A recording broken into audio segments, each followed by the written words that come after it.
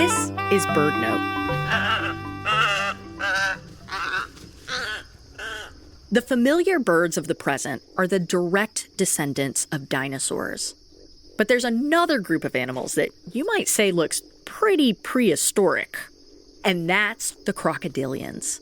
Crocodiles and their relatives, like this American alligator.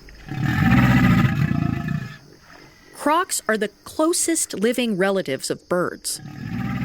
The ancestors of all crocodiles split off from the dinosaur group about 250 million years ago.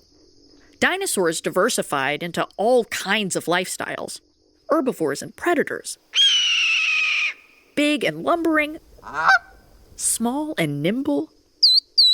Crocodilians diversified too. There were ocean-dwelling crocs, and there were ones that ran around on two legs, like some well-known dinosaurs. But mass extinction events hit the crocodilians hard. These days, crocs are scaly, short-legged, and ambush their prey from shallow water. They don't share many of the unique adaptation of birds, like feathers and impressive vocal abilities. That said, gators definitely know how to growl. It's a far cry from the dee-dee-dee of a chickadee, but both voices carry on the legacy of ancestors that lived long, long ago.